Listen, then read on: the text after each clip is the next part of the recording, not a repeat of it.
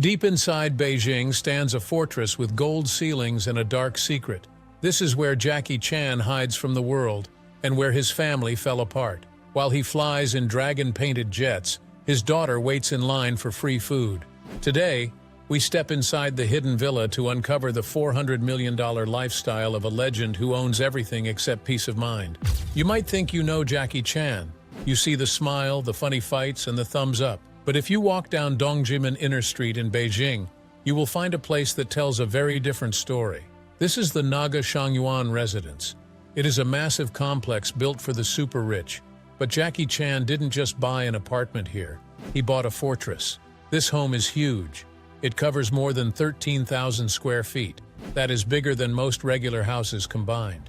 He took two massive units, Room 1001 and Room 1002, and smashed them together to create a palace.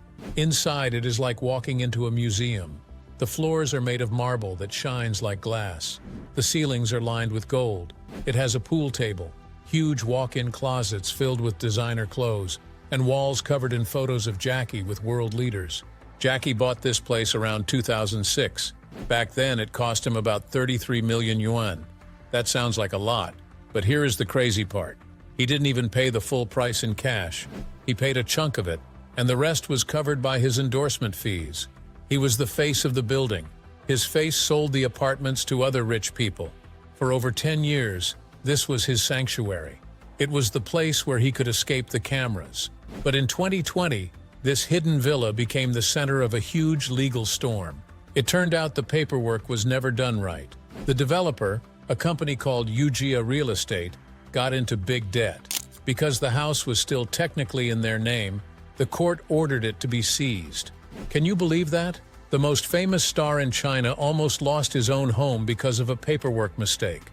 The house was put up for auction with a starting price of over $10 million. Everyone was watching. Would someone else buy Jackie Chan's bed? Would a stranger own his living room? At the very last second, the auction was stopped. The problem was solved quietly behind closed doors. But the legal fight isn't the darkest thing that happened in this house. The walls of this villa have seen things that broke Jackie's heart. This is where his son, JC Chan, was arrested. We will get to that sad story later. But first, you need to understand how Jackie thinks about real estate. To understand why Jackie Chan spends millions on old houses today, we have to go back to 1990. Jackie was filming a movie in Beijing. He was already a star, but the production crew put him in a hostel. It was not a nice place. The walls were peeling, it was cold, and the toilets were dirty. Jackie hated it. He couldn't stand the smell or the mess. Most people would just check into a hotel. But Jackie Chan is not most people. He decided he needed his own place. He looked around and found these old, run-down courtyard houses. In China, they are called siheyuan. Back in 1990, nobody wanted them. They had no heating, no toilets, and were falling apart. Locals thought they were junk. Jackie saw something else. He saw beauty.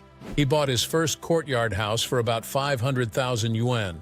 That was a lot of money back then, but it was a gamble. He didn't stop at one. He kept buying them. He bought 8 of them. His friends probably thought he was crazy for buying these dusty old ruins. Now, look at what happened. Beijing grew. The city became modern. Glass skyscrapers went up everywhere. The old courtyard houses started disappearing. Suddenly, the ones that were left became incredibly valuable. Today, those houses that Jackie bought for 500,000 yuan are worth over 100 million yuan each. That is a return on investment that even Wall Street bankers dream about. He turned a bad toilet experience into a billion-yuan fortune. Jackie's obsession with old houses didn't stop in Beijing.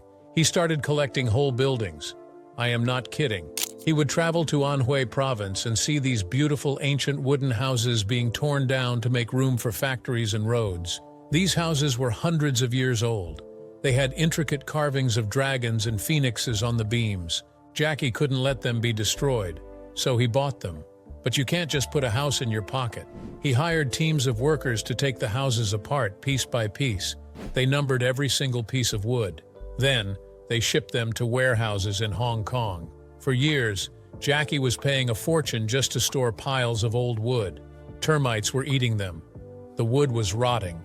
It was a nightmare. He tried to donate them to the Hong Kong government, but they couldn't agree on land.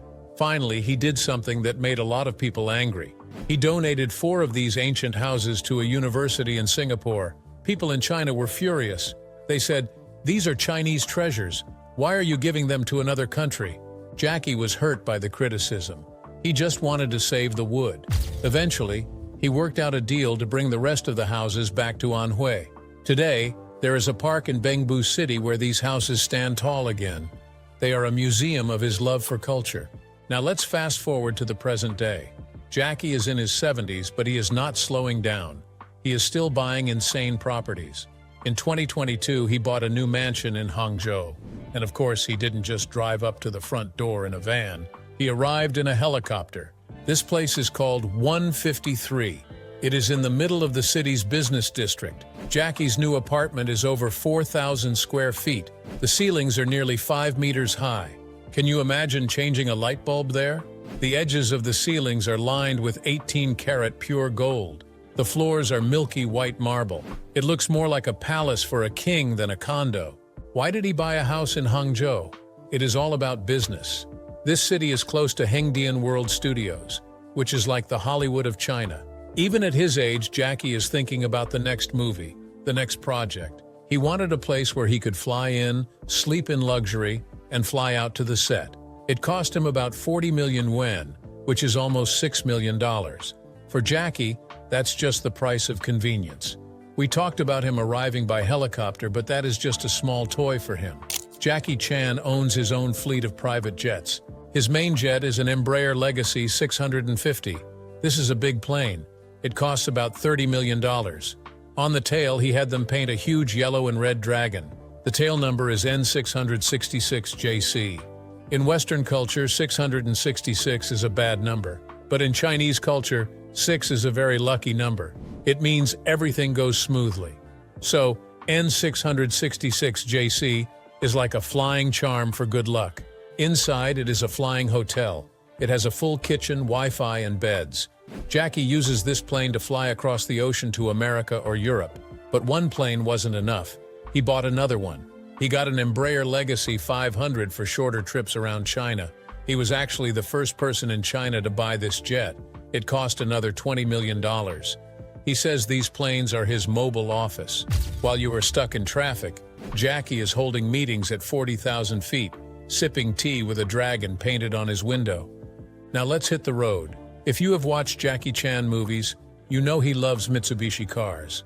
In almost every movie, from Police Story to Thunderbolt, he is driving a Mitsubishi. This wasn't an accident. He had a lifetime deal with them. Because of this partnership, Mitsubishi made cars just for him. They created the Jackie Chan Special Edition Lancer Evolution. These are super rare. They only made 50 of them. You couldn't just walk into a dealership and buy one. They cost nearly $80,000 back then. Jackie helped design the body kit to make it look more aggressive. It is lighter, faster, and louder than the normal car. But he has even crazier cars in his garage. Remember the movie Armor of God 2, Operation Condor? He drove a weird custom off-road vehicle in the desert. It looked like something from Mars. Well, Jackie kept it. He has a custom Mitsubishi Pajero Turbo that looks like a Batmobile. He also has a prototype sports car from the movie City Hunter. These are one-of-a-kind machines that money literally cannot buy, unless you are Jackie Chan. And he doesn't just stick to Japanese cars. He once had a Lamborghini Aventador built for him. It was painted a special titanium gray color. Inside, the seats were red, and they had the Chinese character for dragon stitched into them. But here is the cool part about Jackie. He didn't keep it to show off. He auctioned it and gave the money to charity. He sold his own custom supercar to help the film industry. If land and air are conquered, what is left? The ocean. Jackie owns a massive super yacht. He named it Jin Long, which means Golden Dragon. This boat is huge. It is 150 feet long. It looks like a spaceship floating on the water. It is all white with a long black window that stretches across the side. This yacht was built in China because Jackie wants to support his country's shipyards, but he hired famous Dutch designers to make sure it was world-class. Inside, it has everything a movie star needs. There is a private movie theater, of course. There is a gym so he can train. And because it's Jackie Chan, there is a karaoke room.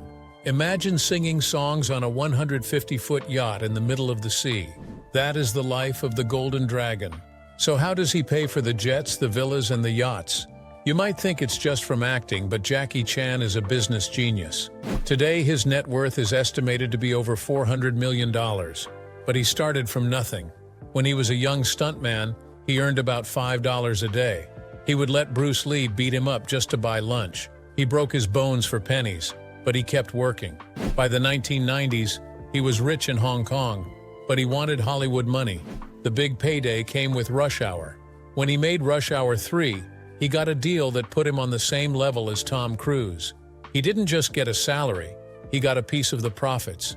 He earned $15 million up front, plus 15% of the back end.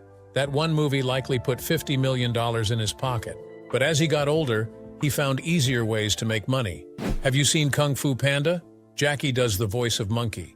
He goes into a recording booth, reads some lines, and makes millions. No jumping off buildings, no breaking legs. It is the easiest money he has ever made. In 2016 alone, he made $61 million in 1 year. That is more than Robert Downey Jr. made that year. He also owns a massive chain of cinemas in China. They are called the Jackie Chan Yao Lai International Cinemas. He makes the movies, and then he sells the tickets to show them in his own theaters. He gets paid twice. He also sells everything from towels to chocolates with his logo on them. He is a walking, talking money machine. Now we have to talk about the part of his life that money couldn't fix. Let's go back to that hidden villa in Beijing. In August 2014, police raided the house. They weren't looking for Jackie. They were looking for his son, JC.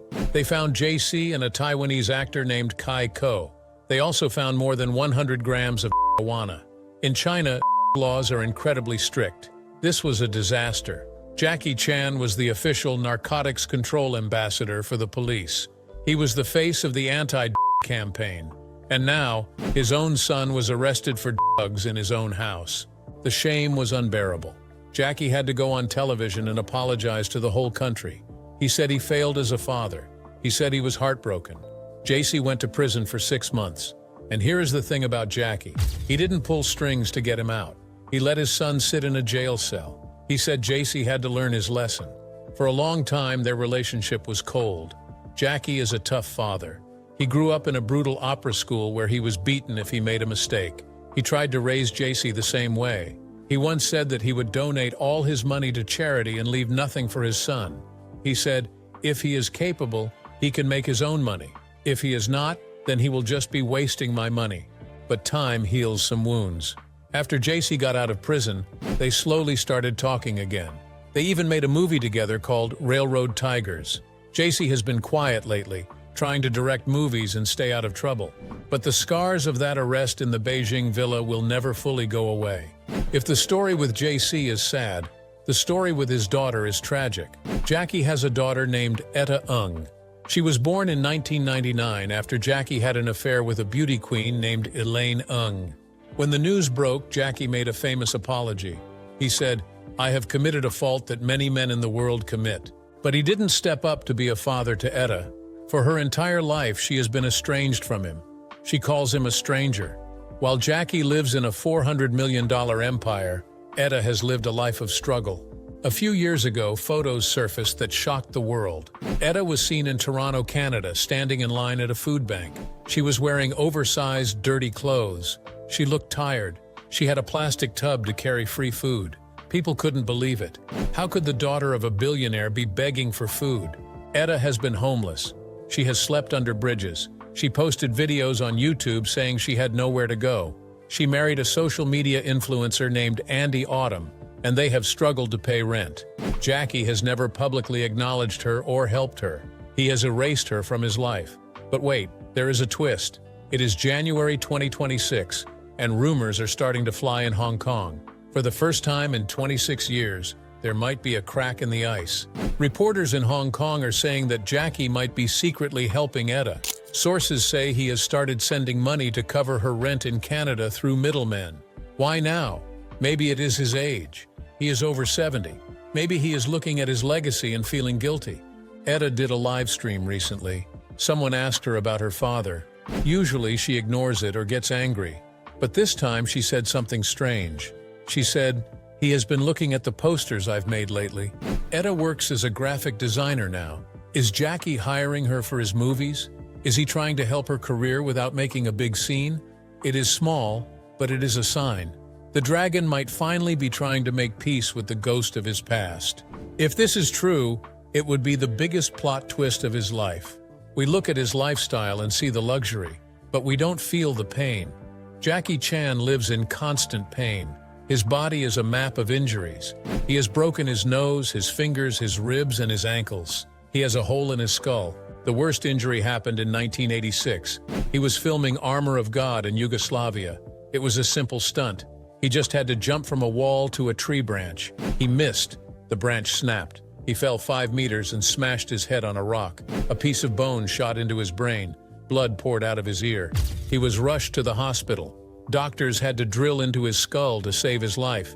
He has a plastic plug in his head. He is deaf in one ear because of it. Every time he wakes up in his gold-ceilinged bedroom, he feels that injury. And he almost died again recently. While filming the movie Vanguard in 2020, he was riding a jet ski. He flipped over and got trapped under a rock underwater. He couldn't breathe. He was stuck for 45 seconds. He said he told himself, "Jackie, don't panic." The crew finally pulled him out. That night, in his fancy shower, he started shaking. He realized how close he came to drowning. Even with all his money, he is still risking his life for us. So how does he keep going? His routine has changed. He used to run 45 minutes every morning. He can't do that anymore. His ankles are destroyed from all the jumps. Now he uses a Stairmaster machine. It is easier on his joints. He lifts light weights, doing lots of reps. He doesn't want big muscles. He wants to be fast. And what does a billionaire eat? Does he eat caviar and lobster every day? No, Jackie loves food. He says he eats everything. He loves steak. He loves ice cream. He admits he has a sweet tooth, but he has a rule. If he eats a big meal, he trains twice as hard the next day. He is hyperactive. He only sleeps a few hours a night. His friends say he cleans his own film sets. He grabs a broom and sweeps the floor. He can't sit still. Jackie Chan is a man of contradictions. He is the poor boy who became a king. He is the action hero who lives in constant pain. He is the philanthropist who saves ancient houses but struggled to save his own family. As we look at his hidden villa, his private jets, and his lonely daughter, we see the true cost of fame. He has spent 50 years entertaining us. He gave us his body, his energy, and his youth. Now, in his 70s, he is trying to find balance. He is surrounded by gold, but he is still searching for something money can't buy, a happy ending for his own story.